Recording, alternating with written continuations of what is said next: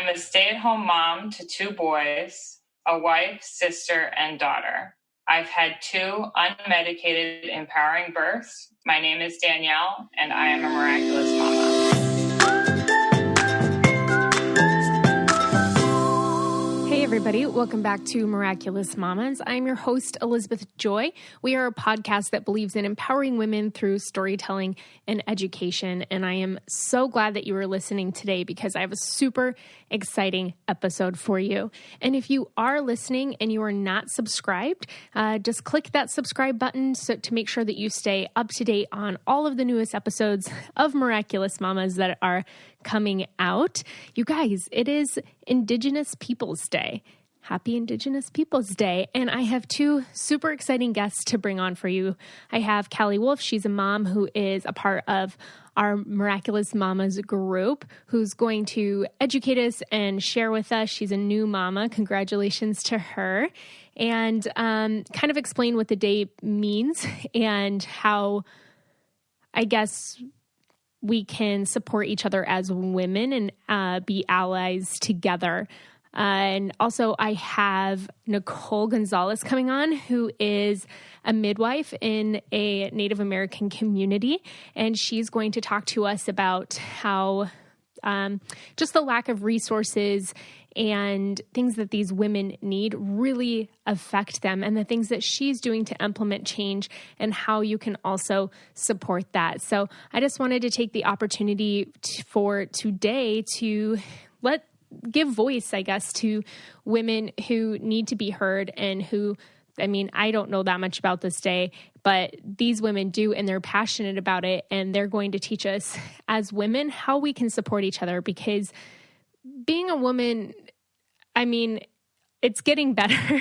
Things are getting better for sure, but there are still struggles, and we even just judging each other and not supporting each other. And as moms, just, it's so hard to feel completely supported and in this together. And that's also what this podcast is about, is to create a community of women where you feel validated and heard and supported. And it doesn't mean that everybody's going to agree with your birthing decisions or your parenting decisions, because that's not the point. The point is that you are feeling heard and you feel supported in making those decisions for yourself, and feeling that you have a community to fall back on no matter what path you choose to take. And the goal is just to raise good human beings, however that is for you. So I'm super excited about today's episode to learn how we can help Native American women and give voice. And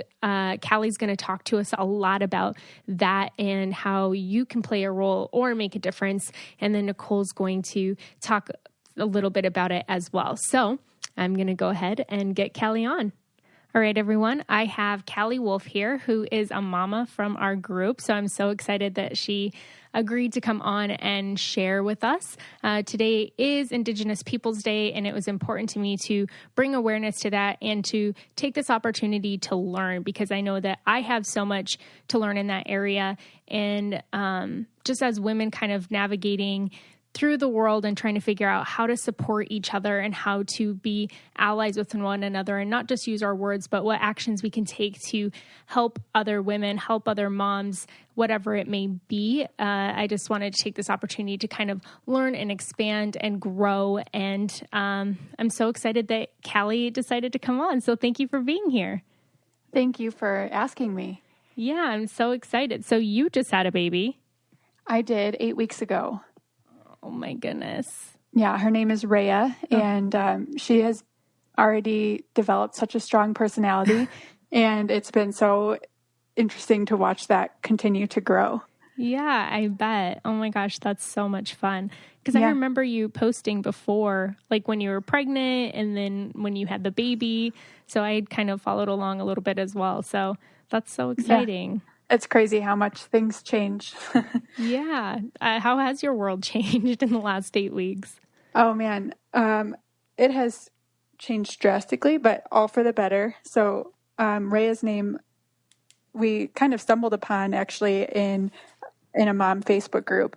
And upon talking about it, we thought it sounded sort of like ray of light. And that's significant to us because she is our little ray of light that came to us in a time of just a lot of sorrow and darkness and grief. So my mom passed away a month before she was born. So having her here has really brought us so much joy in ways that, 12 weeks ago, we didn't think we would be experiencing. So it's been great. Of course, there's been challenges like every new mom experiences, but overall, having the support of my husband and my dad and community, it's just been a huge blessing to us. That's awesome. That has to be so hard, kind of navigating new motherhood with having just lost your own. It definitely is hard. But luckily with groups like yours, I'm able to get some support from, virtual communities, whether it's moms groups out here or even friends of my own that have had kids. So people have really pulled together to help support me in this time. That's awesome. Well, I'm glad that you're here because you've done a lot of work in the Native American women community, and I would love for you to kind of share your story and touch on how, I guess, in light of Indigenous Peoples Day, like take this opportunity to share with other women how we can like be more aware and learn and help other people and just kind of expand ourselves to fully encompass that there is so many things that happen that we have no idea, or so many other cultures and people in this world that have experienced a lot, who has shaped who they are and continues to shape who they are becoming, and that we kind of all need to help each other out and learn and grow together. So I would love for you just to kind of share your experiences and stories. Sure. Just to start off, for people who aren't aware, Indigenous Peoples Day is our way of kind of reclaiming the holiday that is otherwise known as Columbus Day. So, Columbus didn't discover a brand new world. He mistakenly stumbled upon a world that was existing and thriving. So this is our way of reclaiming that day and celebrating our rich and diverse cultures. Several cities and states throughout the country recognize this day as Indigenous Peoples Day, and even more are starting to follow that trend. So if you happen to live in a larger city, it would be interesting to see if they have any celebrations going on today, or if there's a way that you can get involved to make it recognized as Indigenous Peoples Day. But my story, I identify as somebody who's reconnecting. So I'm Sicangu Lakota from South Dakota, and I identify as reconnecting because parts of the culture are new to me as an adult, such as the language, ceremonies, some traditions. For me, that is my truth for several reasons, one of which is that I grew up thousands of miles away from my traditional homelands. So I grew up in a small town in Illinois, where the Native population was 0.01%. So that really limited my access not only to other Native people, but also our culture and traditions. Another reason why I didn't have this cultural knowledge accessible to me growing up is because my dad and my grandma and my great-grandparents, along with many others, are products of the boarding school era. And this is something that most people are unaware of. It's not really taught in our schools. It's not really talked about a lot. But our family members were sent to these boarding schools that were often missionaries in Catholic boarding schools as a way to strip the culture and, quote unquote, turn us into civilized Americans and citizens. So the languages were forbidden to be spoken. Culture was not allowed to be practiced. Even our hair was cut, our clothing changed. So a very traumatic time for our relatives. So my generation and, my daughter Rhea's generation, we are some of the first that are able to openly practice. It wasn't until 1978 that it became legal for us to practice our traditional ways, and that is from the American Indian Religious Freedom Act. Mm. So I'm becoming more aware and involved in my culture, but I do like to point that out just to let others know where I stand. And it's important to always just, you're hearing from me today, but to understand that there's a large, diverse nation, and my words don't mirror everybody else's. So I just like to mention that. Yeah. All right. Remember the days when you were playing a sport or performing and your parent was embarrassingly yelling from the crowd with a giant, bulky video camera? I do. I remember those days. And it was my mom. She was usually the loudest one in the audience, but I mean, I love her. And I have all of these videos everywhere from my thing was competitive show choir. So I had all of these competitive show choir videos and didn't really know what to do with them. And that's where Legacy Box came into play. That was one of my favorite times growing up, was doing musicals. And I was in my first one in kindergarten, and then 4th grade, 8th grade, and in high school doing show choir. And it was so exciting to get everything all in one place. They were all on VHS tapes, or that weird little one. I don't even know what it's called, but I was able to send everything in, because before then I would have to go to my sister's house. She was the only one with a VCR. Well, I'd have to get the tapes from my parents, go to my sister's where the VCR was, just to watch it. And I got to share all of these with Vito. And he was like, "Can we please stop watching these show choir videos?" And I was like, "You will love it as much as I do," because it was glorious. But Legacy Box made all of that so simple to gather these memories in one place. They are an amazing box service that you actually need. They're simple, safe, and smart. You just pack it in there, you send it, they do the rest. They send you a sturdy box, you load it up with your aging media, the videotapes, film reels, pictures, even audio cassettes, send it in and sit back. They will take care of the rest. And there's a barcode for each item that you send in that you can track in the process of where it's at. And in a couple of weeks, you'll get your old media all put together on a new digital copy on a thumb drive or a digital download through Legacy Cloud. They offer multiple box options in case your parents were always taking photos or only snapped a few here and there. So there's something for everyone. Plus, there's more than 500,000 families who have chosen Legacy Box to save their childhood memories. So what are you waiting for? You send the memories, they digitize them, and send them back. Are you worried about safety? Don't be. Their professional preservation crew digitizes thousands of memories every single day, and they take care of it for you. There's no middleman involved, and there's no mystery as to where your stuff went. You'll even get updates notifying you where your nostalgic treasures are throughout the process. And I think that this is an amazing time to order this, especially with Christmas coming up, and giving it as a gift for your family members so that they can put all of their memories together.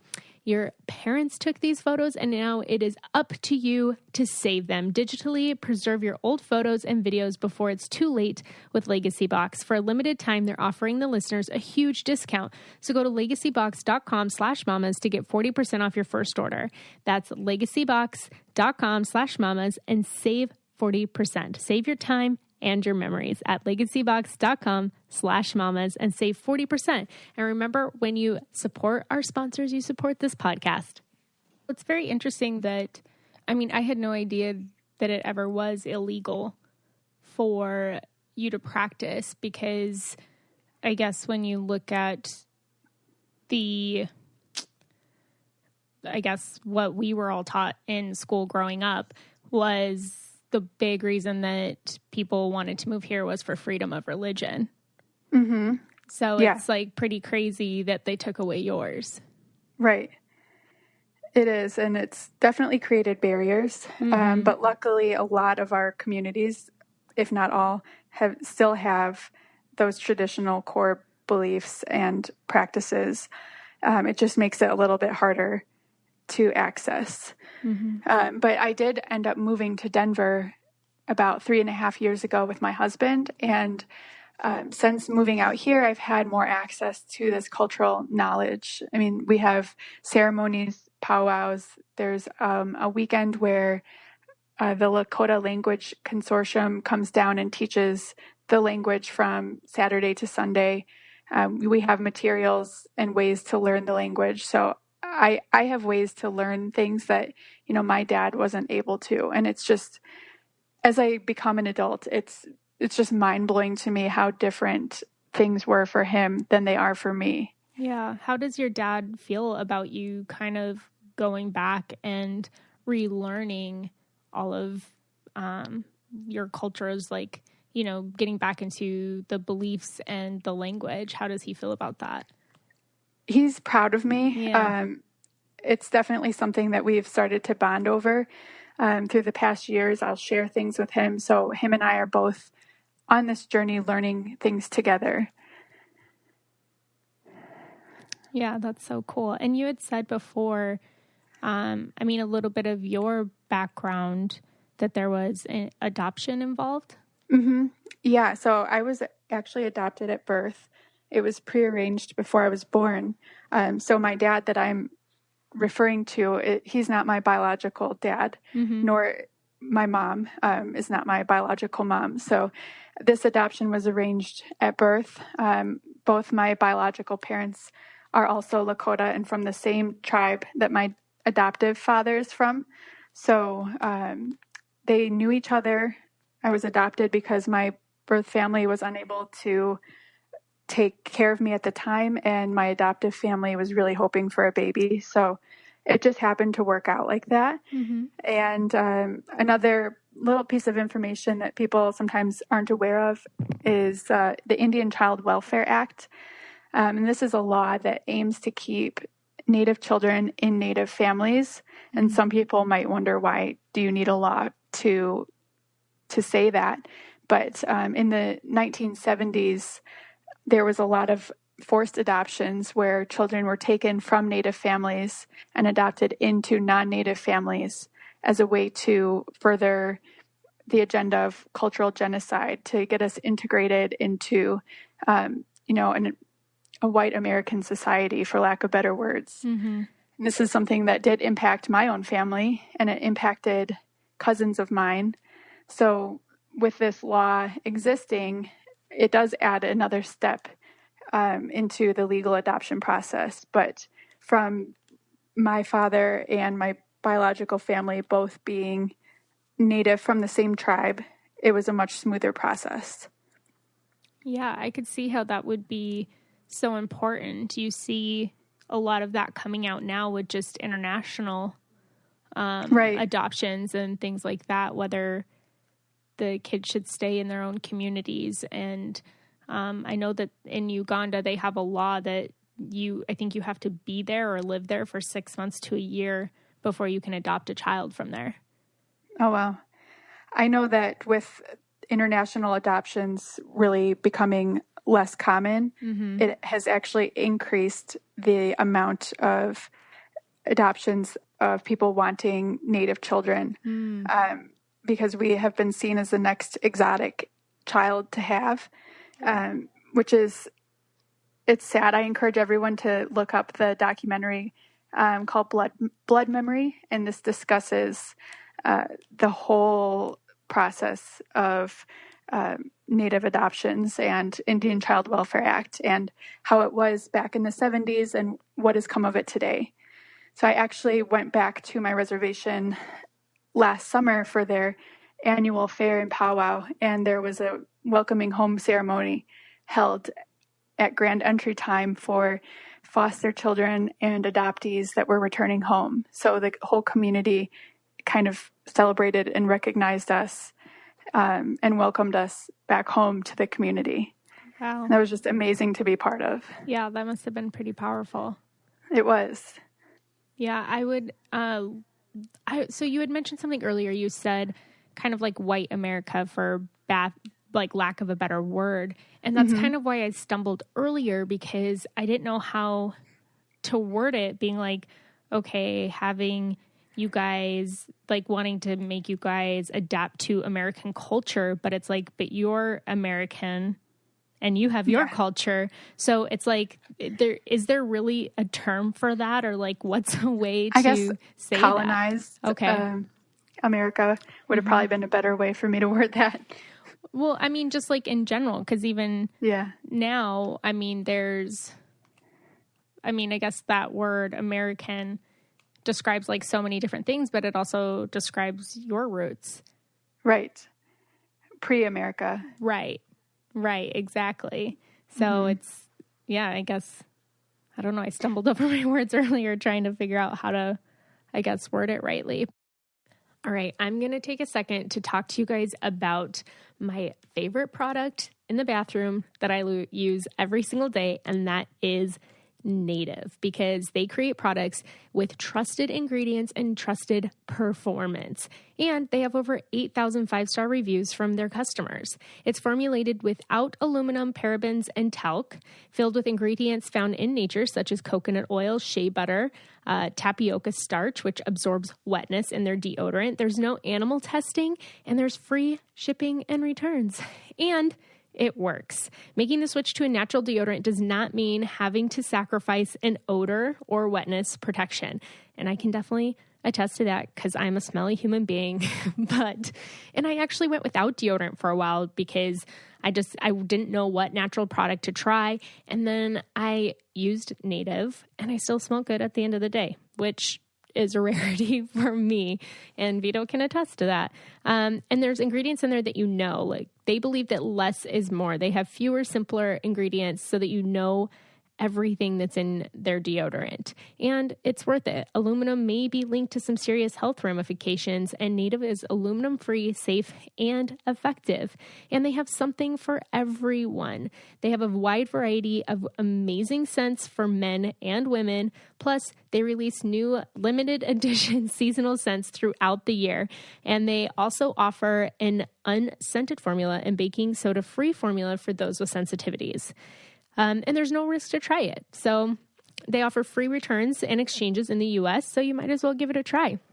My favorite is the coconut and vanilla deodorant, and I can honestly attest that it works because I ran a marathon a couple of weeks ago, and I didn't smell at the end of it.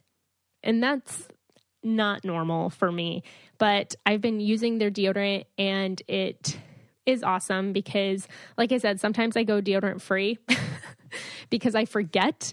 But when I use the Native deodorant, I smell good all day long. It lasts. Working as a birth doula, I cannot have BO with my clients. So Native is my trusted brand. Plus, they have these cute little travel sizes that I love, and I throw one in my doula bag. So when I'm on my way to the hospital, or if I'm there and I need a little fresher upper, I always have one of the mini travel size ones in my bag with me, which I love. So, and I have an awesome promotion for you guys. For 20% off your first purchase, visit nativedeodorant.com and use promo code BABIES during checkout. That's 20% off your first purchase with nativedeodorant.com using promo code BABIES at the checkout. I would love for you to, you just had a baby, and there's some really alarming statistics out there about Native American women in the healthcare system.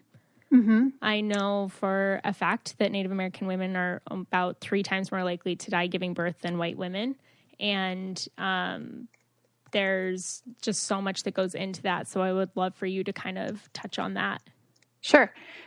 Just to start that piece off, I just wanted to make everyone aware that healthcare was something that was promised to us in the treaties. So the treaties were a way of saying, we'd like you to move onto this piece of smaller land, and in exchange, we'll give you food and healthcare.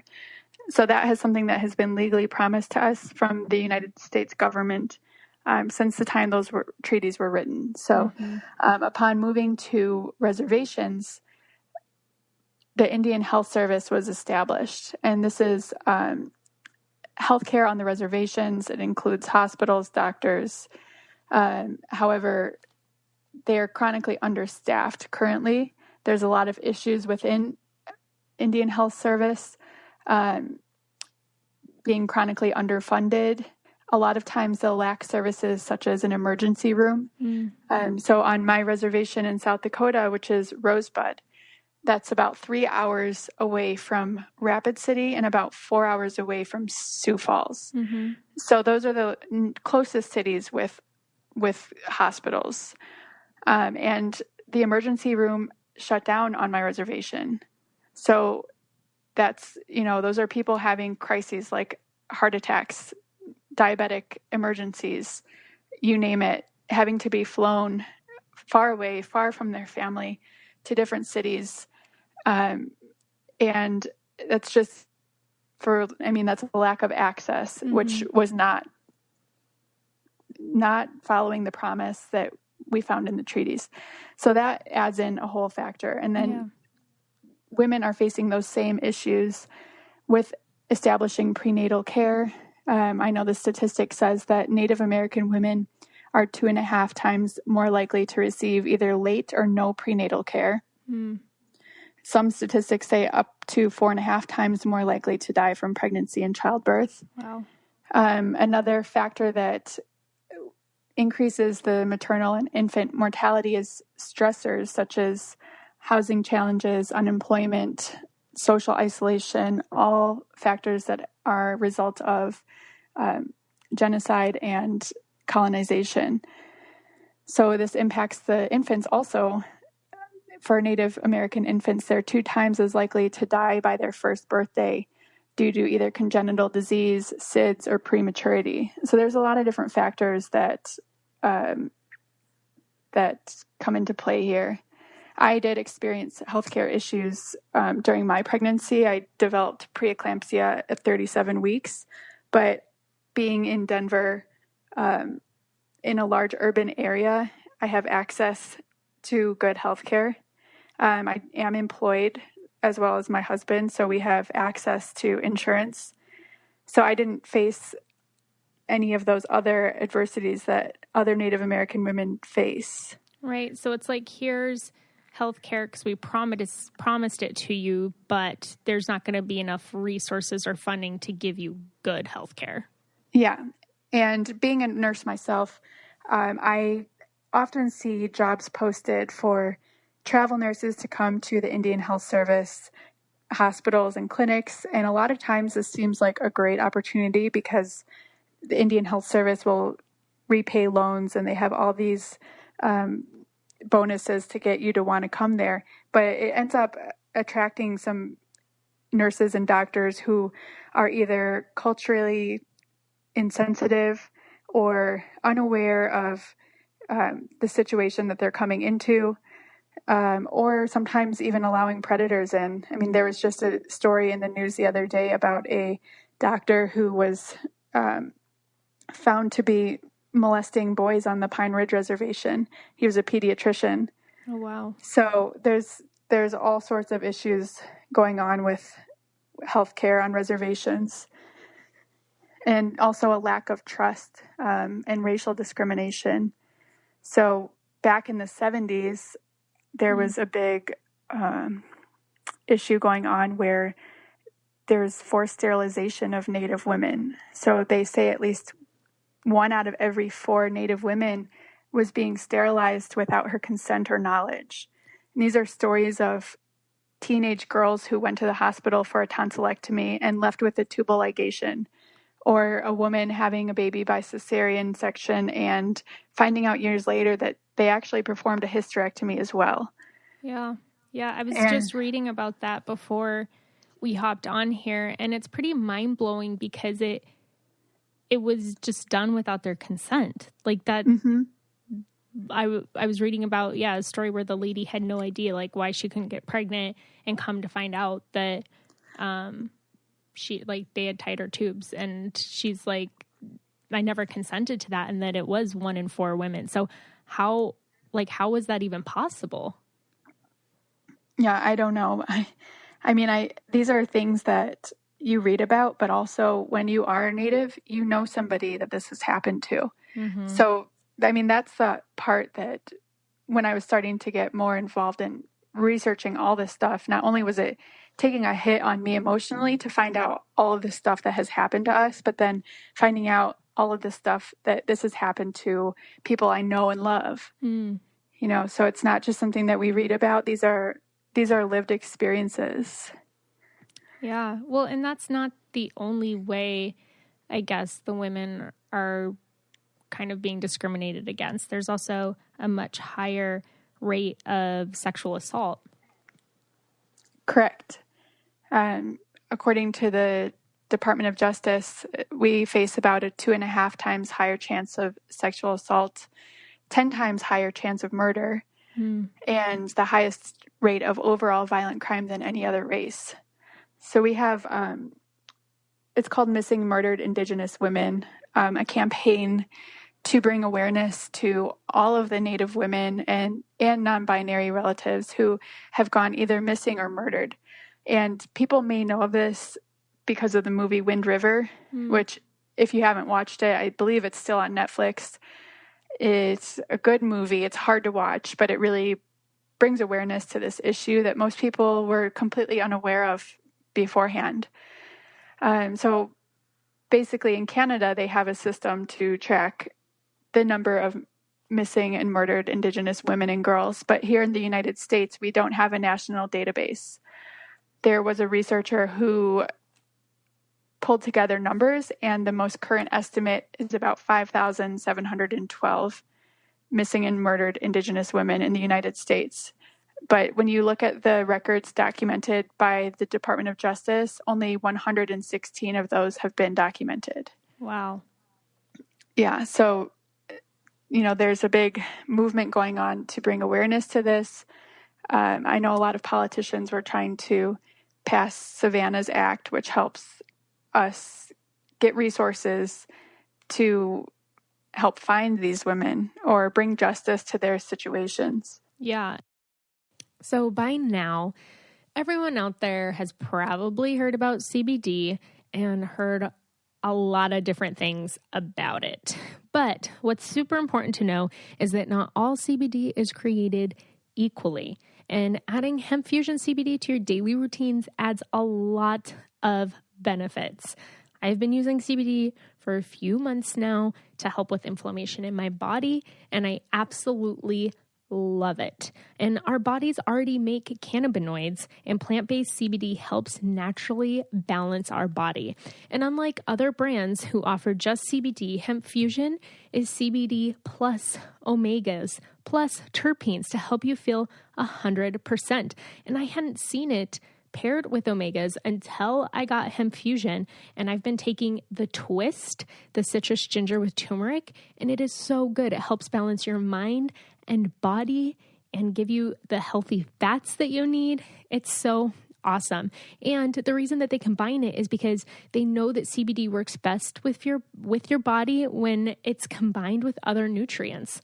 And they add in other natural ingredients to create products that help specifically with stress, sleep, and energy, which we all need to de-stress. We could probably all use more sleep and have a little bit more energy. I could have more of all of those.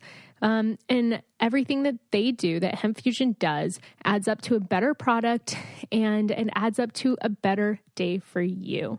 They are an awesome, awesome company. They're available both online and at a natural product retailer near you, and they ship anywhere in the U.S. And I have a special offer for you guys. Use promo code MAMAS for 20% off your first order and free shipping at hempfusion.com. That's promo code MAMAS. Get Hemp Fusion shipped anywhere in the U.S. That's promo code MAMAS for 20% off your first order and free shipping at hempfusion.com. So going into, I guess, motherhood, having all of this information, because, I mean, some stuff, I believe there is some ancestral trauma that can be passed down. There's so many things in all of our ancestral lines that as women, we carry with us. Like your grandma carried you in her womb. You were an egg in your mom's, in her womb. And some of that kind of like is passed through, but how, I'm sure the more that you read and learn and grow, there's a lot of bittersweetness.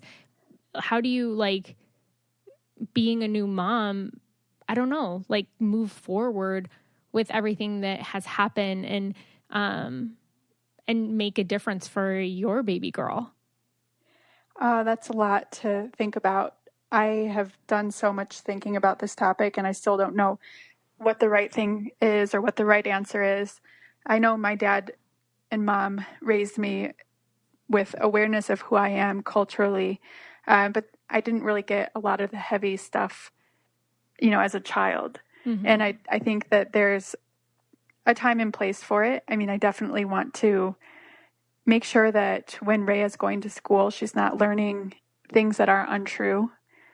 She's probably going to be the one child in class raising her hand and being like, my mama told me that's not true.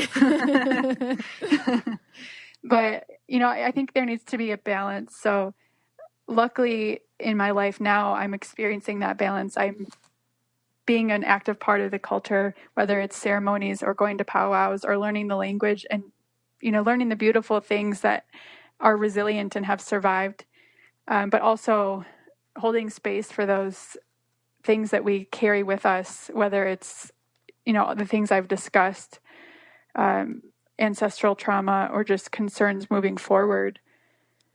So I think there has to be a good, healthy balance without neglecting either side. Yeah, and I'm sure tons of it is learning as you go, too.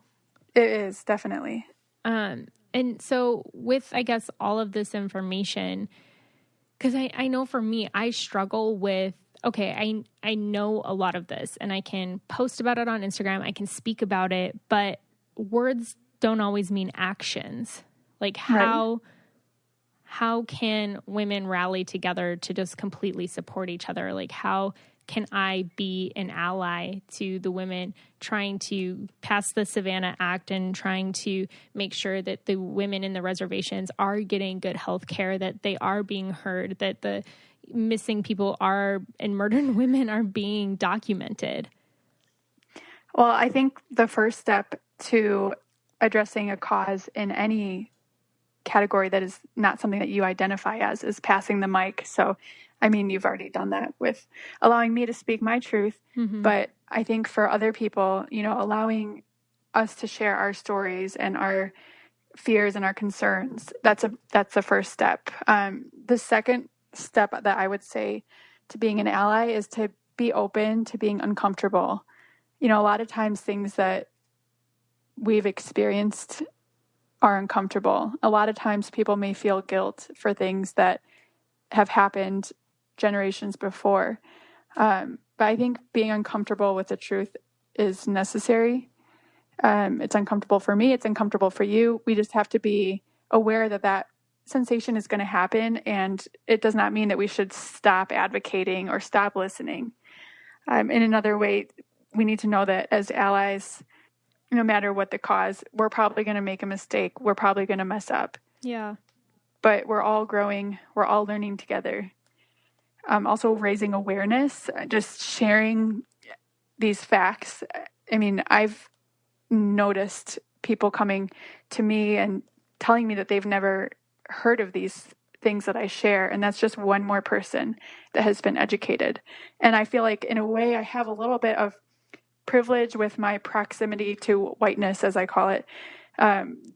Growing up in an area where there was so few other natives, I grew up in a largely non-native world. So when I share these things, I'm educating people that otherwise would probably never hear about it. So That's another thing. Also, I mean, voting, there's candidates out there who are working to strengthen our health systems, to give us a seat at the table, to give us the microphone. And I think that's really important to be aware of. And then also just nonprofit causes. I am a coordinating director for a nonprofit, Native Women's Wilderness. And, we just aim to share our stories of Native women in the outdoor world and non-binary relatives in the outdoor world, whether that's hiking, fly fishing, rock climbing. But a lot of our mission is to give back to our communities. So last year we held a drive for White Buffalo Calf Women's Society, which is a women and children's domestic violence shelter on the Rosebud Reservation. This specific organization was in dire need of women's and children's clothes and supplies. This was when the government shutdown was happening and their supplies were delayed. Things that they need in their everyday life, like toilet paper, menstrual products, baby clothes, diapers. So just finding a way to give back in that sense. Yeah. Well, I'm always a huge fan of giving back, and I'm so appreciative of you coming on here and sharing all of this with us. I would love for you to just touch on real quick with the holidays coming up. I guess, I don't know, there's a lot of things that are culturally sensitive or not. And I would just love for you maybe to touch on that. Sure. Yeah, this season coming is always a little stressful for some of us, especially those that are known to be more activists, because we do speak up and we do try to educate, but it's always met with so much backlash. But, starting with this Columbus Day holiday, then we approach Halloween. And I know for some of us, it's not all like corn mazes and trick-or-treating, but a day that we see our culture mocked in such a disrespectful way. And I think the biggest takeaway, there's a lot of factors that go into this, but when we look at the sexy Indian costume, I think this is especially hurtful because it's sexualizing a group of women that are already so hypersexualized, and we're already facing these high rates of rape and sexual assault. So that's furthering the ideology that, we're sexual beings and it dehumanizes us. So as women all across the board, we can all do better. And there are so many other things that we can be for Halloween. Yeah, for sure. And then we move into the holiday of Thanksgiving, which many people have different views on this. My family, we've always had a meal together and spent the day together, but that doesn't mean that we've been celebrating traditionally what the day means. So I think I would never tell somebody to not celebrate that day and to not spend time with their family, because I think family is so important. But I do think that it's important to kind of acknowledge, or think about what are we celebrating and how can we make this better moving forward. Last year, I encouraged people to look up what ancestral lands they live on. So for me here in Denver, I live on Cheyenne, Arapaho, and Ute lands. And I just requested, and this is not something that is enacting change, it's just enacting awareness. Yeah. But at family dinners to just kind of bring that up, be like, hey, before we sit down and say our prayer, this is the traditional lands that we live on. How can we incorporate this moving forward? Is there something that we can do that will help these nations that have been displaced? Yeah. Yeah, I like that a lot. It really isn't, I guess growing up, you're just kind of taught Thanksgiving, it's the Pilgrims and the Indians, and it's where they had a meal together and everything's peaceful. But that was before a lot of other horrible things happened. And that I love that idea. I think that that's awesome. Just kind of looking up, okay, like what was this native land? And just even like you said, being aware and bringing that up. That's such a great idea. I did learn, though, that just acknowledgement and awareness, that's great, but it's not really enough. So this year I'm taking it one step further and inviting people to maybe give a $5 donation to a nonprofit or help out a local community, something along those lines. Yeah. Well, it is Thanksgiving. It's a time of giving. Yes. And you see, there always is tons of different drives and things like that around that time. And that's an awesome idea too, just to kind of take the opportunity to, I guess that's like what I was asking before too, with like, it's not enough to just talk about things like what can you do, because you can raise awareness, but what does awareness do? What does awareness in action look like? Mm-hmm. So that is a really great idea. Yeah. That's awesome. And so tell us again the name of the nonprofit that you work with or for or part of. Native Women's Wilderness. Okay, awesome. Well, thank you so much for coming on, Cali, and sharing so much with us. If people want to get more involved or follow the work that you're doing in the communities, where can they find you at? I am on Instagram, and it's at Cali Wolf. And I also have a blog that has been on the back burner since being pregnant and having a baby, but that's throughhernativeeyes.com. Awesome. Thank you so much for coming on and sharing with us. Thank you. I appreciate the opportunity to share. I know I shared a lot of heavy things here, and we have overcome a lot, and we still are facing a lot, but also know that we have diverse and beautiful cultures. And I really appreciate you allowing me this opportunity. Yeah, absolutely. I'm so grateful for Cali for coming on and educating us and sharing with us. I know she's super busy with a new baby and all of that. So I'm super grateful for her. All right. If you have watched my Instagram stories over the last couple of weeks, you know that I am obsessed with Everlane because I recently got turned on to them and it has changed my life. I'm obsessed with their high-waisted mom jeans and I wear them every single day. But I'm not just obsessed with them because of their cute clothes. I'm also super into their corduroy. Oh my gosh, I got the yellow corduroys that are high-waisted and flare out. Perfect for fall season. But the reason why I love supporting them so much goes way deeper than that. I love supporting companies who are making a change. And in 2018, they made a commitment to eliminate all virgin plastic from their supply chain by 2021. They are radically transparent about every step in their process with their responsible sourcing and ethical factories. You actually know where your clothes are coming from, how they're made, and how they price each item. No other company is as direct and open about their business as Everlane, which is so amazing. And they have the timeless essentials that are just what you are looking for. It's my new favorite brand. They're so awesome. And they only make premium essentials using the finest materials without traditional markups. They want you to know what you're paying for and why. So they tell you their real costs and are, again, just so transparent. And no matter your style or preference, their clothes look better, cost less, and last longer because they sell directly to you. Their prices are 30 to 50% lower than traditional retailers. I recently ordered matching crop tees for me and Vito from there, just plain white ones. And I love it. It's such a comfortable t-shirt. It was so reasonably priced. And you can find t-shirts out there that are so expensive. And I'm like, it's a white tee, y'all. But Everlane, it's good quality. It was reasonably priced. And I absolutely love it. It goes with everything. And right now you can check out our personalized collection at everlane.com/mamas.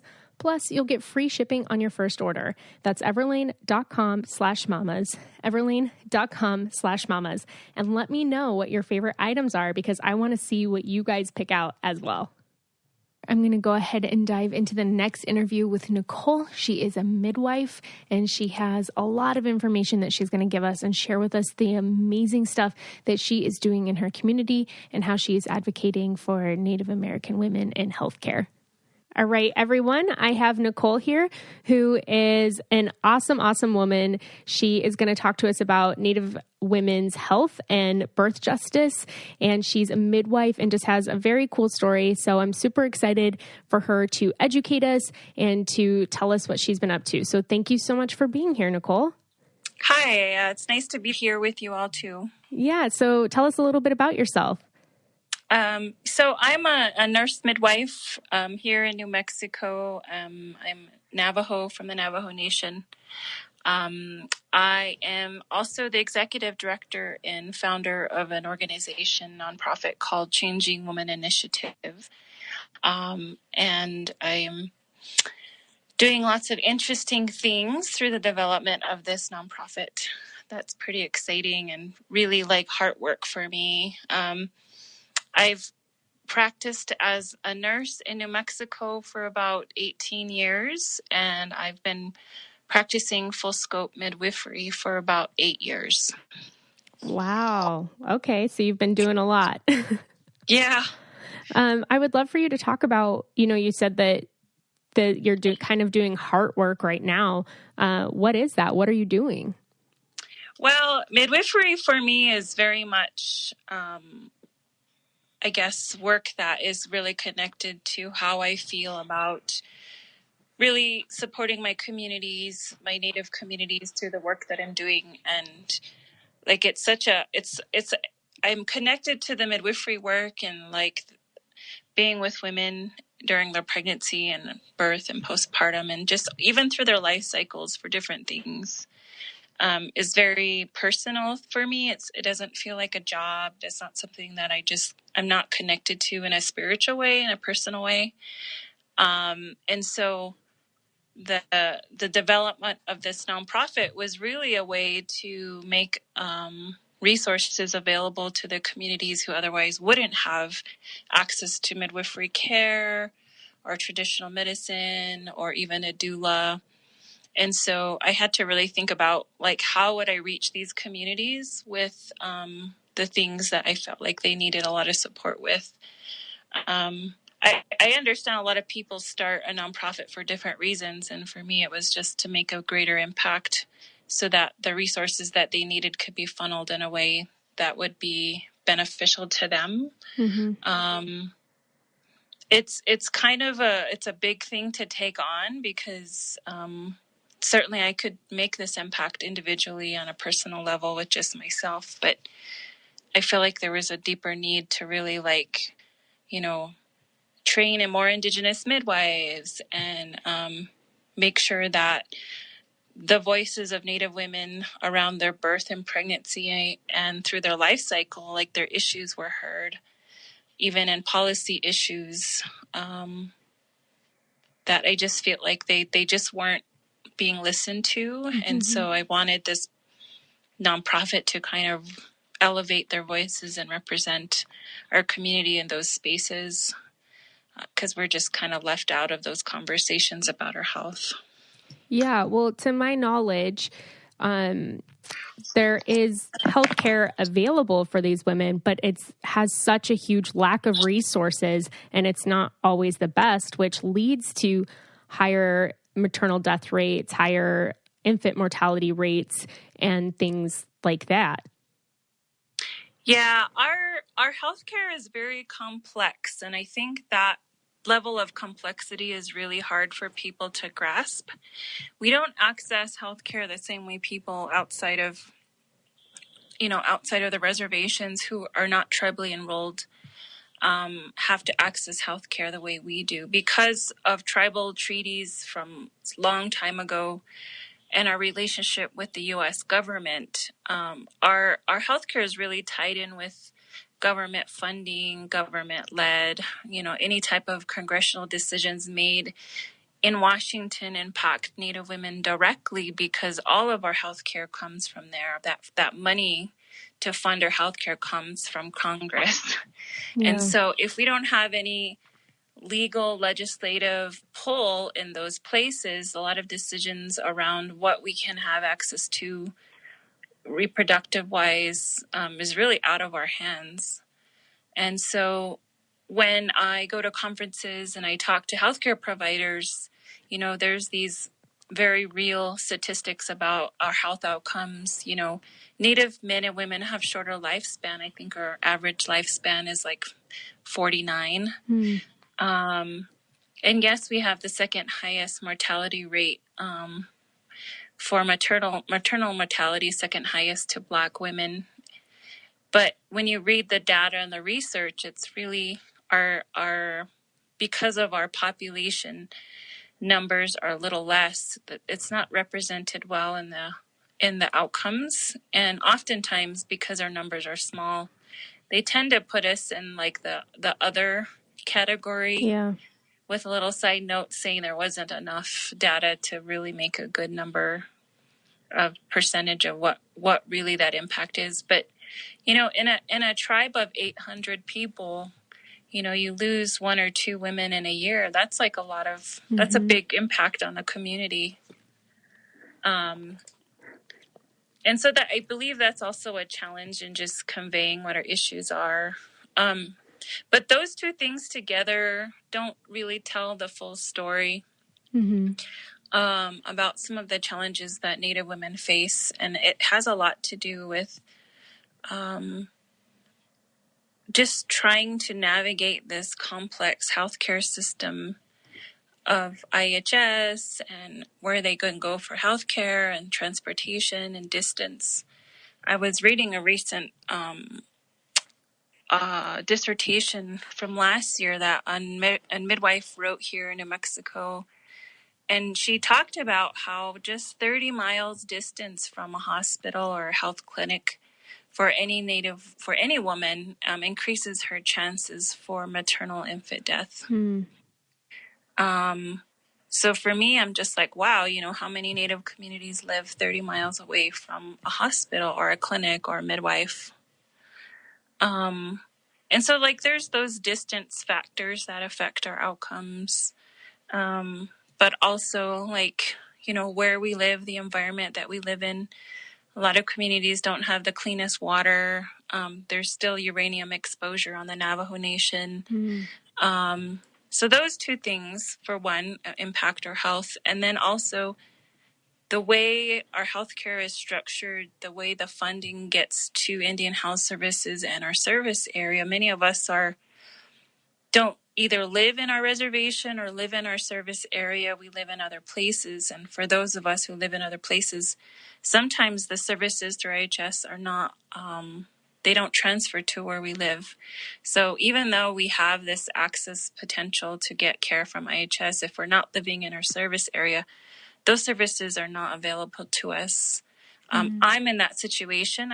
I grew up in Shiprock, New Mexico, and my service area would be there. I live in Santa Fe with my husband and children. And some of the services, because I'm out of my service area, are not available to me. So I'd have to go back to my community where I grew up to get like surgeries if it's going to be paid by IHS. And it's a 3.5-hour drive one way. Yeah. So you think about the complexity of issues that Native women experience. First, not having healthy environment, drinking water, electricity in some of those situations. You think about the socioeconomic impacts. Some of them don't drive. Some don't have a driver's license. You think about the trauma. You know, you've got a mom, an auntie, or sister who's experienced some sort of physical violence from a partner or family member. Maybe there's PTSD from an event like sexual abuse and violence in the past that you now have to get through and navigate. And then you have this healthcare system where you're like, where do I go to get care, for one? And if it's not done in the order it's supposed to, it doesn't get paid for. And then you're left with this expensive bill, and then it puts you further in debt. Yeah. Well, you said like a lot of that stuff comes through Congress, where there's probably little to no representation for Native women there. Right. So this past year, we were very fortunate that Deborah Holland and her team hosted a Native, a Native maternal health gathering in Washington, D.C., basically wanting us to inform them about what the issues were. And there was a really interesting intersectional issues around the missing, murdered Indigenous women and abortion care, abortion rights, abortion access. And then, of course, this maternal health stuff that we brought to the table. And it's the first time a hearing or a congressional briefing was ever done about maternal health for Native women. And so it just tells you, like, you know, some of these issues are just there. They've been there a long time, but like people are finally starting to acknowledge and talk about them. Yeah, which is so important. Yeah. So one thing that you talk about too is you talk about being knowledge keepers through birth and motherhood, and kind of bringing back some of the traditional Native maternal health care? What does that look like? I feel like I want to say in that regard, every woman, I mean, in our traditional knowledge way of thinking, like those of us who hold this birth knowledge don't necessarily need a degree, don't need a license. Like the oversight to practice and carry out and share this knowledge with each other is really overseen by the community. Mm-hmm. And so first coming to the understanding that those birth keepers and community have had someone in their family tell them, you know, what herbs they should be taking to have a healthy pregnancy, or if there's any type of way that they have to navigate their space, right? Not fight with their partner, or, you know, there's this connection to their mind and their body and their spirit and to like how they behave, because we see it as a way of being in ceremony. So this knowledge is kind of really about that connection to spirit, to ancestors, to your home, to your family. Those relationships really impact the birth and the pregnancy. And so it's really navigating from that place of recognizing these things and reminding women that, hey, you know, the things happening in your pregnancy are not just a physiological change in blood and volume, and, you know, you're not just growing a baby. Like you're pulling on your relationships with your family. You know, what kind of relationship does that look like? And, you know, is your mind in a good place, and is your heart in a good place? And, you know, nowadays there's research to back up those connections and how they do impact the baby's growth and cortisol levels. But it's something we've always known. And so it's just reintroducing and reminding women like, hey, you know, there's these things that impact you and as a mother and as you grow this baby. As far as like, you know, the traditional ceremonial rituals that Native women decide to integrate into their pregnancy, those are very different depending on the tribe they're from. They have very different meanings for them. And so it's just, it also reminds them that, you know, if there's something they don't know, they can go to their community and ask. And it actually really has a deeper meaning for them to have them honor their pregnancy and this life when integrating those sort of things. And so there's a lot of deep meaning behind how things are done and why they're done. And just reminding women to honor themselves and their babies and their bodies, because there's a deeper purpose for them. It's not just to bring this life in and they're a vessel. It's like they're connected to their community, the land, you know. They're very important and should be honored that way. Yeah. I think that that's something in all of society that's kind of missing a lot, is like taking that time to honor yourself and your baby and the work that you're both doing. And being connected is very, very important. I know that you are like raising funds to start a birthing center. Yeah, right now we have a beautiful design for a space, but I think, you know, $7 million is a lot of money to raise. Yeah. So I think our next steps right now are to purchase a small adobe home in the community nearby to turn into a birth house and provide birth space for families who need it. And also like healing space. Like we have a healer who comes here on Wednesdays to do body work and healing with us, the staff, but also with our clients and even just, you know, family who decide to drop in. So the house would be a place for us to do healing work like that. And then also a clinic space to do well women care. But it has an acre of land to where we can put a teepee up and we could do prenatals or births out there. it has space to put a sweat lodge so that we can do womb massage and postpartum healing in that sweat lodge, as well as like kind of like women's sweat lodge, talking, sharing, connecting. Mm-hmm.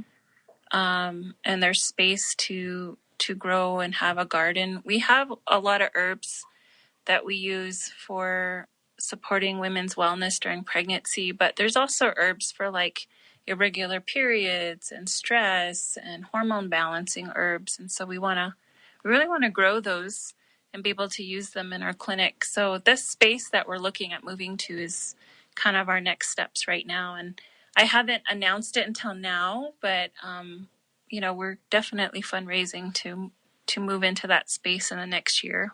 That's amazing. And what would, I guess, the end goal, like the eventual like birth center and everything, like what would that look like for the community? It really depends. I feel like this vision for this birth center has really changed in the last 3 years.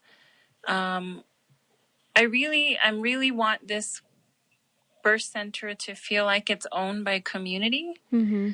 And I feel like more conversations need to be had with the community as to what they would like it to look like. I mean, in my vision, that's what I shared. And really, I shared that vision as a kind of a placeholder. It's like, hey, we can dream big. We can dream up a beautiful space for moms and babies. And this is what it looks like in my vision. But if we're really talking about traditional birthing practices, it's not this huge 3-building birth center. It's a beautiful adobe home that feels like home, mm-hmm. right? It's us traveling to their home and into their communities and birthing with them in their home with their family around them. Really that's what traditional birth looks like here. It's not this huge center. And so really trying to do a blend of both. A fireplace is absolutely something we need and want in our birth center because a fireplace has a lot of meaning for us. We offer our prayers, we do our tobacco offerings there. And a traditional, like very large birth center, we might be challenged with maybe not being able to have a fireplace in that setting because by state standards for birth centers, maybe it's not safe to have a fireplace. And so there's a lot of like perceptions and policies that we're bumping up against, trying to create a very community-led place that represents community's needs and also like upholding the traditions that have been here a long time. Yeah, that sounds like such a beautiful thing though. I just like having that home feels like so inviting and safe. And that's really what I want, is women to come and the space we have here in Santa Fe is just as calm and relaxing because we really work hard to make it that way. But like, to come and have tea with us and, to sit and talk about the problem. If they use cedar or sage or tobacco to make an offering, like we have that space and the time to do that together. If there's a ceremony that we've done together to heal their body in some form, like there's food prepared and ready for them after to feed them. Like it's just a very different way to think about healing and spending time together. I'm not so focused on like healing the masses and seeing 20 people a day. Mm-hmm. Like I'm more focused on like really like spending time with people individually and that they feel whole when they leave. Yeah. Yeah, that's so beautiful. So since there is kind of this lack of representation and the resources really are limited in the Native communities, what is a step, I guess, to take to start to really get the communities what they need as an outsider? Like what's a step I can take to help Native women be heard and get the resources that they need for maternal health? Yeah, I get that question a lot. I know there's women who want to be allies and really have a relationship with communities. And I think my biggest teaching for people is that, when you talk about building a relationship with a community, it starts with trust. Mm-hmm. If you have someone from that community who you'll have a good relationship with, they may do some teachings with you about their culture and basically some like protocols, right? There's a lot of invisible protocols in Native culture around how we ask for help and how we ask questions and even how we enter a room. And so there's those teachings that if you have a close friend from that community, they'd be willing to share that with you. Having a relationship with community and building trust with the community is not the same as building trust and a relationship with the tribe. Mm-hmm. Those two kind of things are different. Native tribes are really government run in the sense of like there's official people with titles and some level of authority who navigate the financial parts and decision making for the benefit of the community. But, in the end, it's the community who comes to them saying, this is what we need, this is what we want. And so I feel like there's a lot of questions I get from non-Native women in community, like how do I support Native communities if I don't live there? Or how do I make sure that the voices of Native women in my community are heard? And I think it really starts with just building that relationship first and then inviting those women who have trust built to the spaces to have them share their perspective and ideas. But taking that time, I mean, we have a long history of mistrust because of bad things have happened in our community. So people are not so easy to trust an outside person coming in saying, hey, I want to help. It's like, well, how many times have we heard that in our history and it hasn't benefited us in a good way? And also just doing a really good learning about the tribe and the communities in your state. If there's Native people living there, do make a strong effort to learn the history and recognize that, yeah, you could very well be part of the problem. And sitting with that and recognizing like, hey, I recognize I'm part of the problem, but, I don't necessarily like being in that place, but how can we work together so that your issues and your community's needs are getting met? How do I leverage what I have and know in my relationships to lift you guys up? Yeah. Yeah. And what about, I guess, I'm sure that there's some, I don't want to get like too heavy into politics, but even just making sure that the people who are being elected are people who are willing to listen. Yeah, it really depends too. You have a group of Native people in any community who are just kind of really committed to this decolonized way of living and being, which means they don't really care about who's in office. They want nothing to do with that. They want complete sovereignty and independence from the U.S. government and from the political systems set up by the settlers. And so they aren't going to waste their time working with, state representatives on issues because they just don't feel like it's worth their time. There's those people. And then there's people who understand, we're not going to go backward. We're not, it's very unlikely that we're going to go back to this very sovereign independence way we used to be, and who are willing to collaborate and work with whoever's in office and do that political work. There's those. And so it's just a matter of like, who are you? What kind of person are you engaging with? And is it worth their time to go there with you about these issues? For me personally, I think I feel like communities have a lot of power to make the changes they want to see in their spaces. And I've seen women and elders historically and currently make those changes without having any political pull.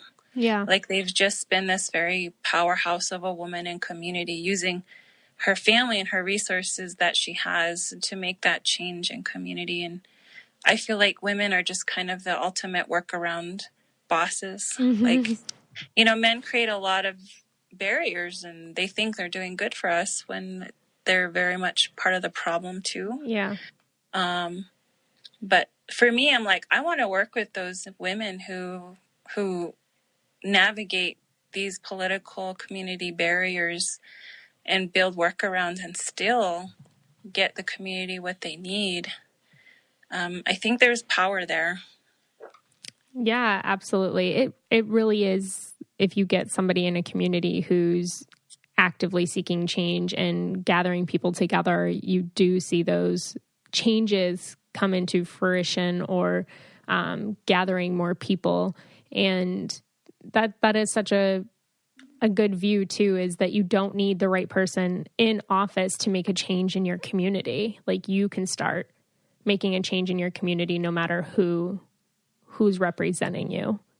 Absolutely. And I see not just Native women, but women in general really navigating their spaces and purposely being in a position that would make the most impact for their communities, whether it's in legislative bodies, congressional bodies, city council positions, social work, being a physician or a midwife like myself. I think we all really navigate where we want to make the most impact and what are the skills and tools so that we can make the best impact with what we know and what we have.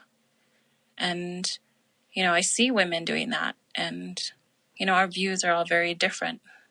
Yeah, absolutely. Well, the work that you're doing is so powerful. I've been following you for a while now, and you can just tell you just have this wisdom about you too, and this calming presence, which is what I guess I would expect from a midwife. But just, you can tell how invested in your community you are and how much you love and support these women, which is so vital. What's interesting is I worked a little bit, or I attended a gathering it's called Native Women Lead. It's a business organization for Native women, for small businesses, and listening to them talk about why they create their businesses and who they're serving, I'm finding that women choose work that it doesn't just benefit themselves and their immediate family. It really makes an impact for community, and that's kind of our focus. We don't just feed ourselves, we feed everybody. We want good opportunities for everyone. It's not just about us. I find that to be a really common thread where I travel and I talk with women, not just in birth work, but all kinds of work. And for me personally, like this work that I'm doing, it also feeds me too. Like, it feeds me in a really good way because, I have my own trauma as a woman. I was sexually abused as a child, and I have some mother trauma with my mom. And as I see young women becoming mothers and bringing in their babies, like, they also have this mother trauma. They're healing and learning how to be a mom to this baby, be a mother for themselves. And it's like this journey of helping each other realize the beauty in ourselves, the value in our bodies. And I'm really invested in that vision so that women can see that in themselves. Because I feel like we're just surrounded in a culture where we're not valued, right? We're forced to how do I say, weigh what our worth and value is in every situation, whether it's with our partners or with our communities, with the government, our bodies, these places, these bodies outside of where we live, in a way, really commodify what we have in our hearts and our bodies. And it's no, we have a lot of value. Yeah. Remember that. Mm-hmm. I mean, we're the life givers of the world. Yeah. And I think there's so many of us that people overlook. You value and you uplift one woman, she's gonna feed the community. She's gonna bring life to your land again. We're so valuable, don't take us for granted. Yeah. Wow. That's so good. since you're like doing this amazing work with the women in the Native community, is there also people out there working with the Native men and teaching them how to support the women? Yeah. There's those, or like Tail Women United does a lot of that kind of work, working with community men and women together. And honestly, like, I know I don't talk a lot about the men and the work that we're doing, but the partners of these women that I take care of are very much involved. I also ask them, what is their role as a man, as a Native man in their community? Like, what is their role to support their partner and bring this baby into this world? Like, there's even things in the birth ceremony that requires men to do things that he wouldn't otherwise be able to do in a hospital. And so his role is vital to the care that we provide too. It's just, it's making sure that they're part of that and reminding them of that. And then of course, going back to the ceremony and the places they hold to protect their loved ones, their families. And I think that part gets left out. So I feel like there's healing that happens for men too in this birth work when we talk about taking it back to that ceremonial way of thinking. Yeah, absolutely. Well, and there is so much ancestral knowledge and trauma and things that can be passed down. And being able to have a space like yours to either explore that knowledge or work through the trauma is so healing. Yeah. This year has definitely been a really challenging one for us because we've really come up against and had a really good look about like what this trauma looks like in our community. And like, it really just impacts everything. I mean, down to like the communication we have with people, like it really, and then we have to make sure when we come back to our staff, to working with each other, it's like, okay, we interacted with this trauma. This is how it's presenting to us. How are we going to deal with it? How are we going to support each other? So it's this relationship back and forth that happens in these settings. And I just, in the hospital setting, I never had a close look at the trauma that our communities are facing. We only got 15 minutes with women in those spaces. And, we really never got to the root of the issue. And it's very complex. And sometimes I too feel very helpless. I'm like, we can do all these things with women, for women, with family, but there's still these components with trauma that, I can't fix and I can't help them. And they're going to have to find it in themselves to work through those things. Yeah, absolutely. And pregnancy is such an amazing time to do that, to work through those things or at least become conscious of them or that they're there so that you now have more power of whether you're passing that on to your child or not. Right. Yeah. That is so cool. I mean, the work that you're doing is amazing, and you are such an inspiration. And for real, like, I've been following you for a while and I'm like, man, this woman is a powerhouse. And I love what you're doing with the Changing Woman initiative. If people want to find more about you or follow along with what you're doing, where can they learn more about you? So I'm pretty active on Facebook. We have a Facebook page. I post a lot of articles and really positive affirmations. And then, of course, a few things about what we're doing. We also have a newsletter. If you go to our website, you can sign up for a newsletter and kind of get updates about what we're doing quarterly. We do have a Twitter page, which I'm not as active on, but it's, every once in a while I'll post and share an article. I think those are the three kind of social media platforms that we're pretty active in. I have a personal Facebook page, which I do share a lot of like personal knowledge. You said you followed me for a while and you've seen kind of like my very open and honest experiences. Yep. And I know I've heard that from people who are like, I learn a lot from what you share. And I feel like that part of me is important to continue to share, just because it's a glimpse into like what this is like for me. Mm-hmm.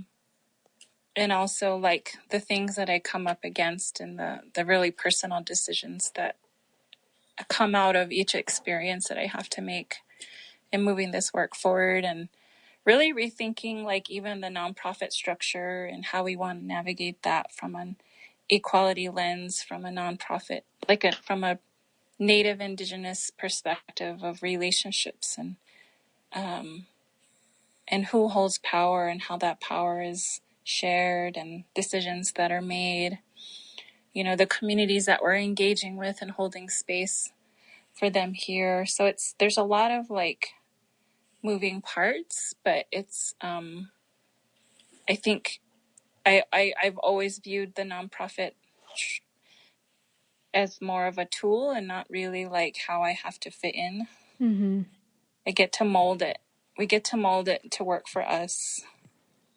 Yeah, which is basically what you need, right? Because you're also like learning as you go. Yeah. And it's been really important to have people on the team who have that same mindset of like, these are just tools, right? This is how it can work. How do we really want to move this vision forward by building a foundation that's really solid, but based on values and teachings from community, so that doesn't just devour us and we have to function this way. Like it functions in a way that we want it to function. Yeah. That it feeds us and doesn't just take us away from what's important and we're stuck in paperwork land, Yeah. Yeah. Well, thank you so much for coming on and sharing all of this with us and letting everyone know where they can connect with you further. I look forward to seeing how the Changing Woman Initiative grows. And then when you guys move into your new place, that's going to be so awesome, and watching kind of everything come together. So thank you so much for educating us and sharing your knowledge with us and just being open with us. I just really appreciate that. Yeah, thank you for having me. Yeah. I really appreciate anyone giving me the opportunity to talk about something I love. Yeah, for sure. All right. We will talk to you soon. All right. Take care. You too.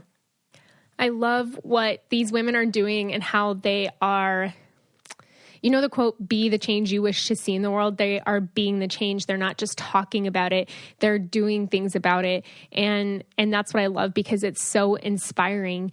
I know I'm guilty of talking about things, but not doing anything about it. So I love that there's some tools that we can take away and that we can take this time to honor the Indigenous people. I love the idea that Cali had about looking to see who lived in your area before you did, if there's Native people there, and learn about them, learn about their culture, and take that time to do that. That was such an amazing idea. The Miraculous Mamas podcast is going to donate to Cali's foundation, the Native Women's Wilderness, and to Nicole's, what she is doing as well. So I'm super excited that they came on, and I feel like I learned, like I expanded a little bit, and that I was able to share that with you guys, and they took the time out of their schedules. I mean, Cali's a new mom, and Nicolle is so busy with her community and doing so much work. She's always working, I feel like, and just that they were willing to take the time to come on here and share with us and to answer questions and maybe talk about uncomfortable things and to help us learn and grow and just rise together as a community even stronger. I love you ladies so, so much. If you want to be a part of our Miraculous Mamas community, you can check us out in the Facebook group. It's called Miraculous Mamas by Elizabeth Joy. Our Instagram account, Miraculous Mamas, where I always post the guests on there and some information about them as well. And yeah, again, if you guys are not subscribed, make sure that you click the subscribe button and share this episode with somebody who needs to hear it. Share this episode. If you're loving what you're hearing, just screenshot it and share it on your Instagram feed so I can repost it. And just thank you. And thank you guys for listening. So I'm so excited to bring you another amazing episode next week. This month is just full of awesome, awesome guests. But I love you guys, and I will talk to you next week. Bye.